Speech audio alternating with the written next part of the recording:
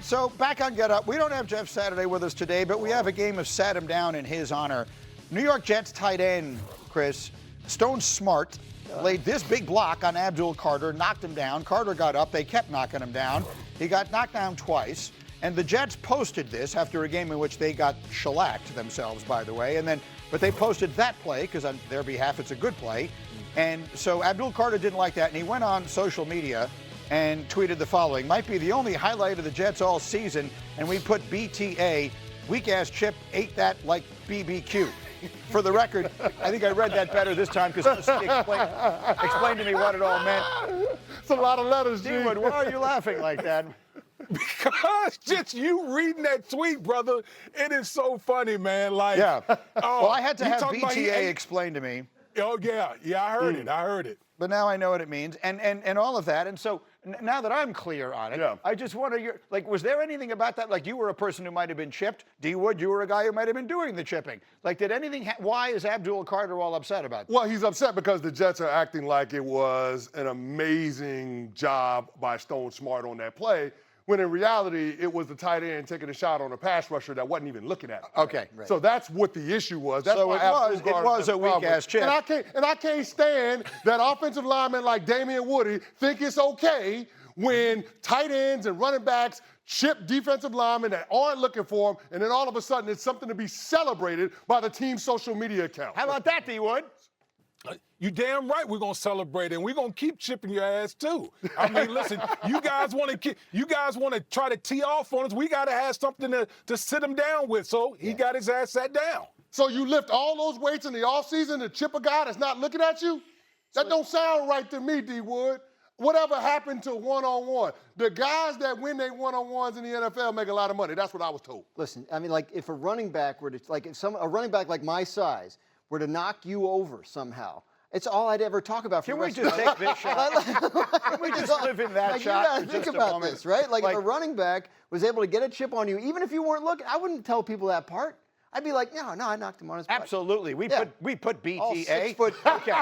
Let's move on with this. 6'7". How tall are you? Let's move on. Let's move on here for a little would you believe? Okay, so D. Wood, I'm going to ask you if you would believe something, and then Chris will get your take on it. D. Wood, would you believe that Jaxson Dart gives the Giants a better chance to win than Russell Wilson? Oh, Greeny, I would. Like, I was hesitant before, but listen, this young man here showed me a lot of things this preseason. The athletic ability, the arm, like the playmaking ability. Listen, he's going to have a great defense to back him up. So why the hell not put him out there? I played with a rookie quarterback. We went to back-to-back AFC Championship games. I know what Russell Wilson is, so put the young man out there. What do you think, Chris? Yeah, put him out there. We know what Russell Wilson is, and we know what he ain't, which is the future of the New York Giants at quarterback. Jaxson Dart has shown it's not too big for him. You look at the preseason game against the Buffalo Bills, he had a nice touchdown throw to little Jordan Humphrey, and then last week leading back-to-back touchdown drives to start the half. I thought it was impressive. The kid has shown you he understands what Brian Daboll is trying to do. He's executing the game plan according to the play caller's vision.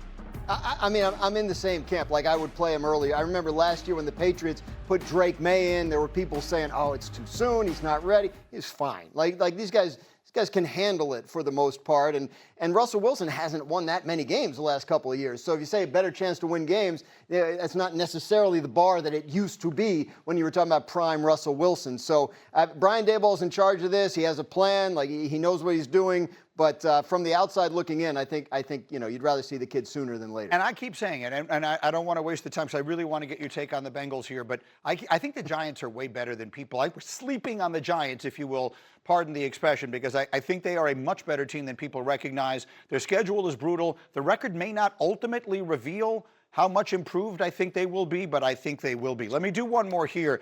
D. Wood, would you believe the Bengals defense is going to cost Joe Burrow any chance he has of getting to a Super Bowl? Yes, absolutely. Green, you saw that? Did you see the Bengals defense last night? They got ran through like Swiss cheese. Yeah. I mean, that was their starters out there, and the Commanders just ran the ball up and down the field. Like, there's no way. It's going to be shootouts every week for Joe Burrow. You can't. That is not sustainable where you got to score 30, 35, 40 points per game in the National Football League. And so unless they get these young players on defense really gets this thing turned around, they're absolutely going to blow this thing with Joe Burrow. Yeah, and to be clear in the way I framed the question, obviously they were in the Super Bowl once upon a time, but this is a vastly different time. The defense was a lot better. Really good, Yeah. and this defense is really bad. We had the stat earlier, Chris. Last year in games in which they themselves scored 33 points. Losing record. They were 3-4. Yeah. It's almost impossible to do. And if anything, I know it's just the preseason, they look worse. So now what? I think that Joe Burrow is a quarterback that has the least amount of margin for error when it comes to trying to compete for a championship. Now, in no way, shape, or form do I feel like he's a victim, because this is something that he signed up for. The organization is dabbling in a fascinating experiment in roster construction. They're at the top of the league when it comes to percentage of cap spent on the offensive side of the ball. So defense is not an excuse for the Cincinnati Bengals. What they're telling the quarterback is every time you score, you cross midfield, you better get points. Every time you get in the red zone, it better be a touchdown. That's what it has to be if the Cincinnati Bengals are going to get where they want to go, with or without Trey Hendrickson. That is the reality for Joe Burrow. Yeah, and we're not going to get you any short fields, right? We're not going to get takeaway. Like, yes, but look, they have a couple weeks before the season starts. This is not necessarily what the defense is going to look like. If the Bengals can get their defense to, we were talking about earlier, top 20, right, then that offense has a chance to get them where they want to go. They just need to be better than they were last year on the defensive side of the ball.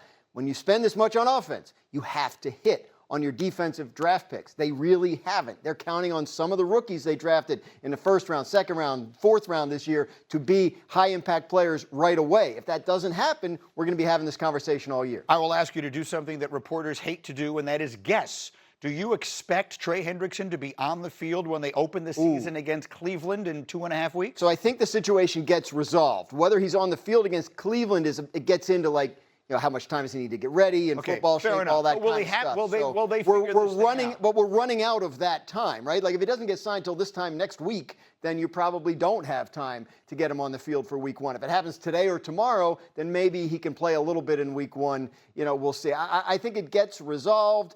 It's the when that will determine his availability for the Browns. But I mean, we're that level of late early here already, right? Yeah, and they've routinely got out to slow starts. 6 years, Zach Taylor as their head coach.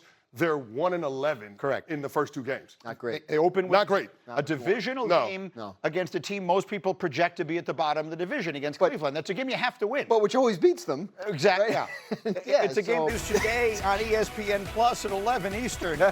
Also starting at 11, a new mixed doubles 2-day tournament on ESPN2 and Plus, which then continues at 1 on ESPN News. Coming up, Monday Night Showdown. Joe and Jaden on the field, but it was the two players who weren't that everyone's talking about today. That's next.